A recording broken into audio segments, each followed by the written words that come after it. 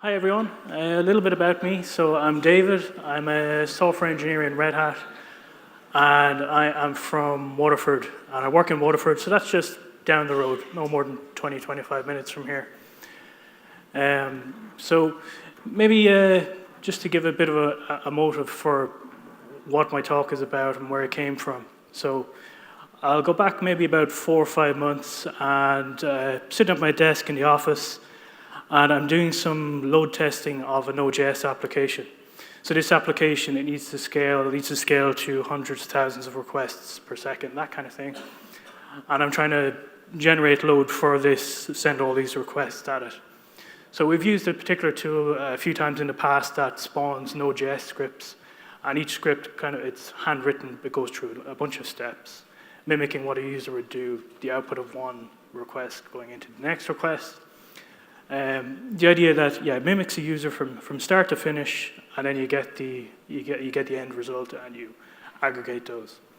So to generate the amount of load I needed to try and make this Node application fall over, I was struggling. So that's a testament to Node on its own. But I was using Node to test Node, so that's good too. So the scripts I was writing, they were using the request module to make the request. They're using async because it was putting a nice flow to it.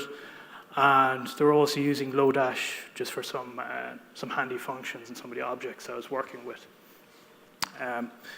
But I was scaling up the Amazon instance I was using as well. The instance size is going from M1, M2, and so on. And eventually I hit the max M size, so M4, I think it's M4, 4x large, 64 gigs, and the amount of scripts that I could spawn was hitting a limit, and I wasn't making this server fall over. So that's great, good for the server, not so good for hitting that point that you want to with load testing.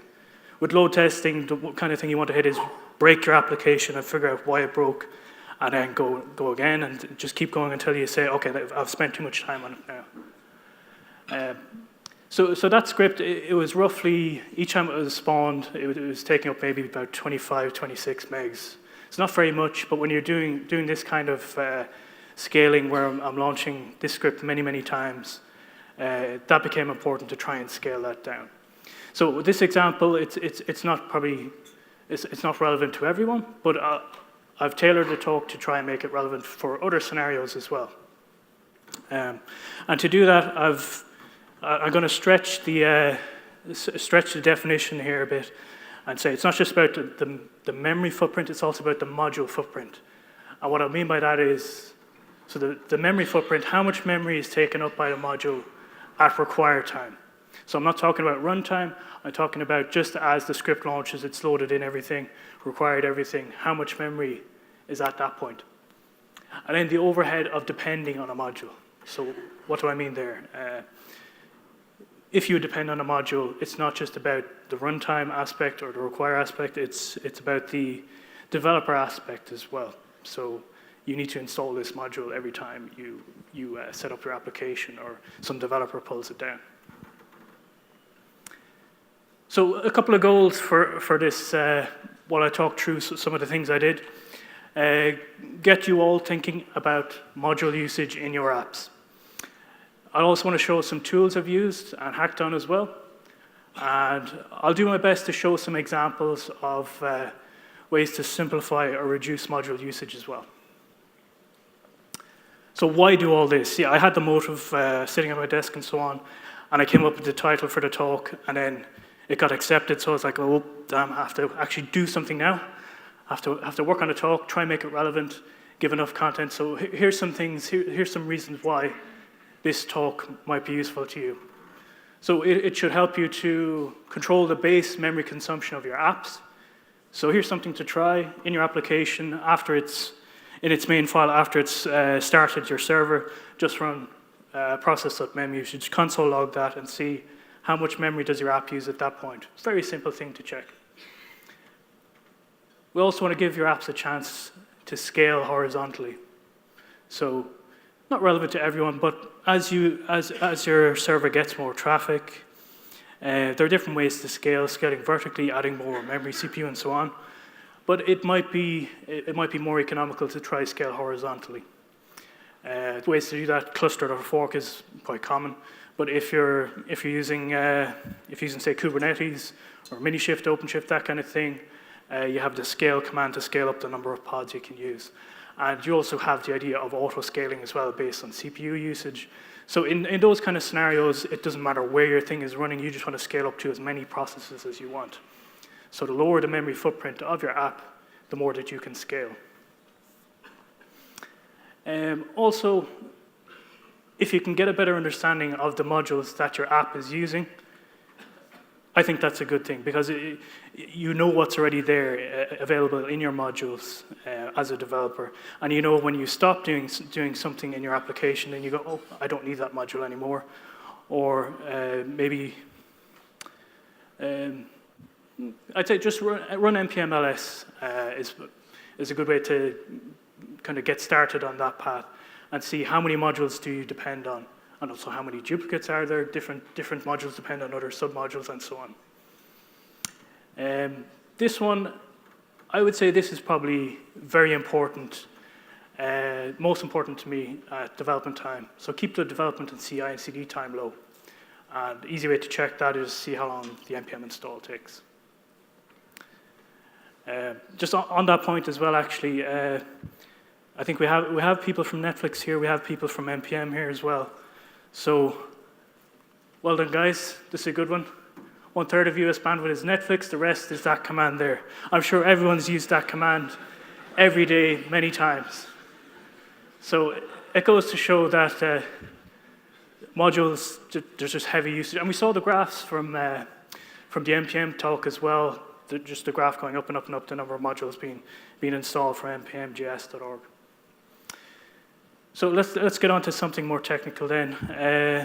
Modules. What way can we look at those modules?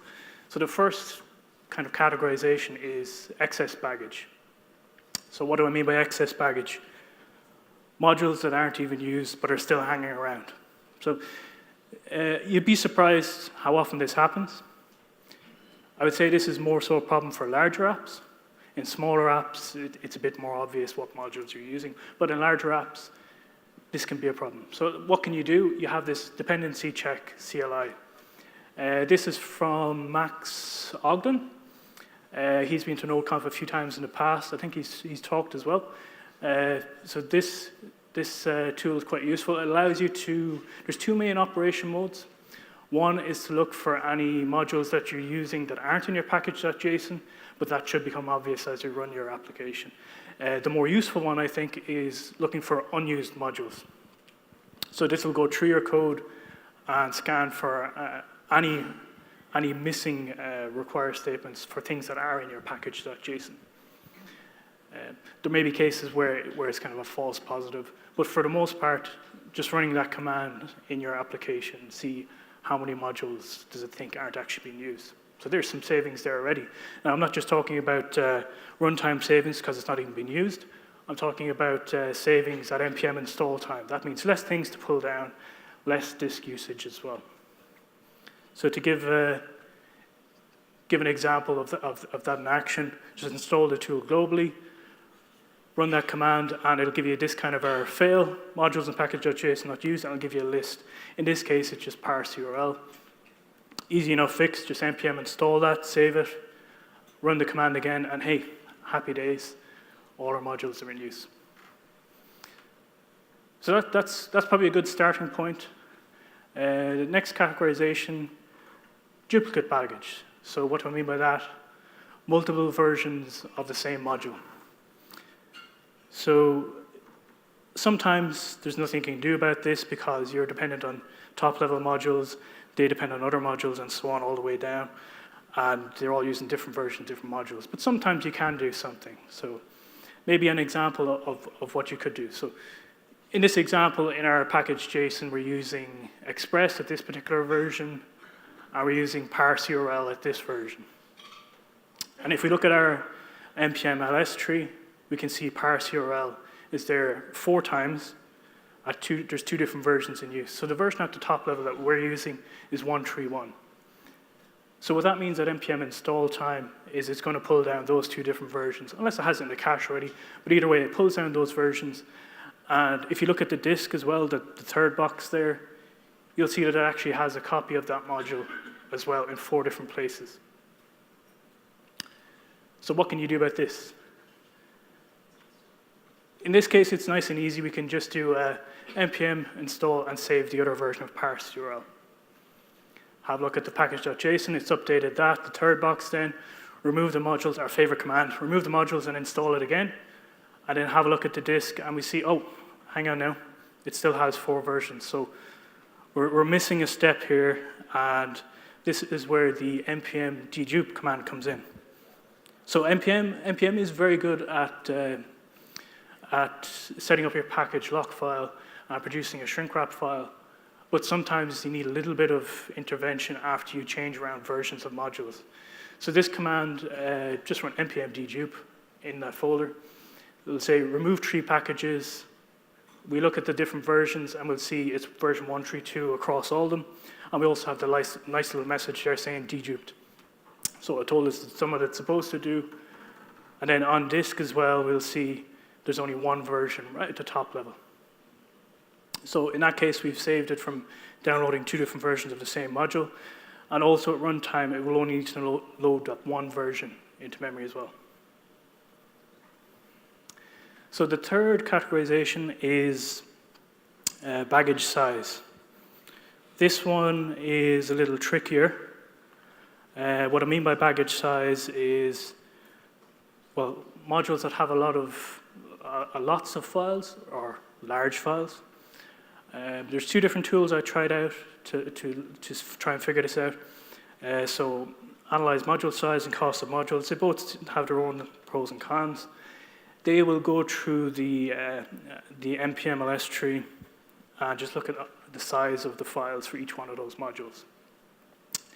So that gives you an idea of the size of the module, not so much at runtime, because it might not require all those files, but at npm install time, that can be important. So if you see modules there that are very, very large, but at runtime they're very small, you wonder, why is that? Why does it need to pull down so much? So the second way of looking at the size is how much at required time. Now, I couldn't find any tool to help me figure out this, so I wrote a simple enough CLI. You can run that command. You can install it globally. Run that command, module footprints, and it will go through your package.json. It will spawn a separate script, just require that each one of your modules in your package.json, one at a time, and just compare the memory before and after. So it's just doing a require to see what's the initial footprint as soon as you require that module. So there's an example of the cost of modules command. We have Phantom.js there, Babel core, and yeah, fairly heavy hitting depending on like how you work with your app. But an example of the module footprints then. We have I think the most important column there is probably the RSS diff. So as soon as you require JS DOM in this case, it uses up 36 megs, and so on with the rest of them. So just you can pull that down, npm install -g module footprints, run that in the base of your application, and just get an idea of how much memory each of your modules use. So what can we actually do about this? How can we take some action when we see the size of the file system from each of these modules, or how much memory they use?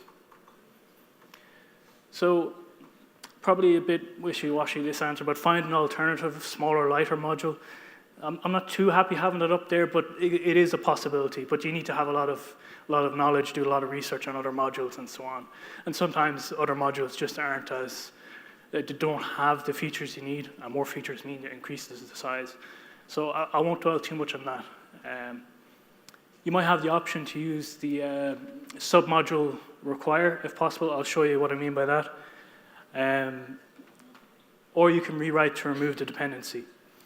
So that might be a little bit of a point of contention, but when you're dealing with scaling horizontally, sometimes you have to go to these kind of lengths and say, this module takes up this much memory. I'm only using a small part of it, for example. I know I can just rewrite to not use that module, use some other module, or just use the raw modules you get with Node.js. So a few examples then. For the submodule require, first of all, we'll get this one out of the way. So for Lodash, for example, you require Lodash, and then you can use, if I assign it to __.at_.chunk, for example, and instead of requiring all of Lodash, you can just require at and chunk on their own. So Lodash/at, Lodash/chunk. So some modules might support that.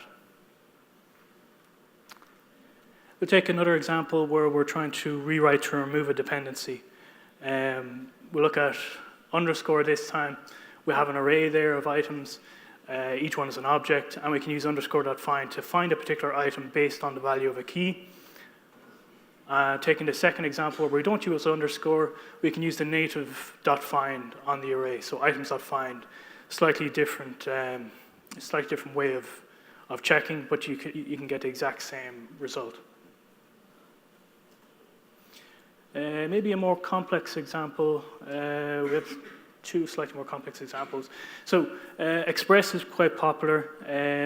However, if you're into your microservice architectures, or you just want your service to be really, really small because you're scaling it to tens, 20s, hundreds even of instances of it, then you probably don't want the baseline memory footprint of Express.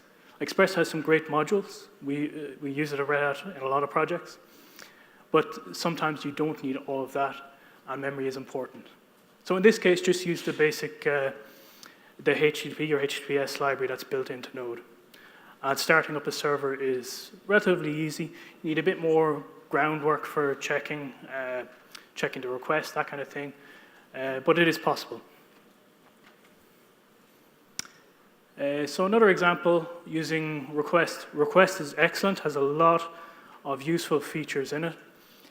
But this is one that hit me the most with my load testing. So in my load testing script, I was using request, async, and Lodash. Request was for making the request to my Node server I was load testing. But the footprint of that was one of the bigger things that brought it up close to 25, 26 megs.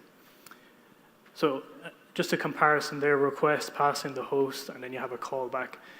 A little more verbose if you go just with the raw HTTP or HTTPS library, but it's not too bad. So, but you do have to read the data back in chunks yourself, and when it's finished, then you know that you can parse that data. So if it's a JSON response, you wait till it's finished and then do a JSON.parse on that. You might need to do some extra error handling as well. But this is the approach I took to reduce the memory footprint. So maybe to say a little more on the load testing that I was doing. So it went from about 25, 26 megs to about just under 10 megs, I think. And by doing that, I was able to scale with the 64 gig instance to concurrency of, was it roughly 6,400 of these scripts running at the same time. And then I was eventually able to make that Node server fall over as well, which was the ultimate goal. So just a quick recap before I say something conclusive, hopefully. So for XX baggage, you're looking at your dependency check. There might be some other CLIs out there. This is the best one I've found for Max. For duplicate baggage, needs a little more developer insight there. You need to check your versions. The dedupe command can come in handy as well. And then the baggage size, the memory footprint on the disk, and also when you require it. You can rewrite to remove that dependency, or if it's an option, you can use the submodule require. So a few thoughts. Useful for reining in large apps. What I mean there is, if you have an app that has been around a while, it would tend to grow bigger and bigger, and you get more modules into it. This is the kind of trend we've seen with some of ours. Running some of those commands can give you just a quick insight into, oh, these modules aren't being used, or these ones are very large, maybe there's something I can do there. So useful for reining in those larger apps. Useful for keeping on top of small apps. So if you start with a small app, it's more likely you'll know what the modules are that you're using and you'll keep on top of that. But where it can be useful is if it is a small app, do you actually need to bring in all of Express or all of Happy or Restify? Do you need to bring in Lodash and underscore? If it's a very small app, you need to think about that. Now, I found NPM is great. It does what it can, but the developer insight is what's best here. There's nothing that beats the developer just sitting down, analyzing the code, and trying to understand where memory is going. And that takes time, that takes effort. If you're planning on doing horizontal scaling, this is just a good start. So I'm not saying this is the ultimate answer to all your memory issues. This is just a good start. The reason I say that is the memory usage at runtime is much more important. So spend more time on this. If you are going to spend time on analyzing the memory usage, spend most of it on the runtime issues, because more than likely it's some handler that isn't being released or something silly like that. We've seen that a few times where functions are being left around, memory leaks pretty much. For those kind of things, you have the heap dump tool. The Chrome developer tools are very good at that as well, taking snapshots and comparing them. So I'd recommend spending much more time on that. So that's pretty much it. I hope that was somewhat useful and conclusive as well. Thanks very much.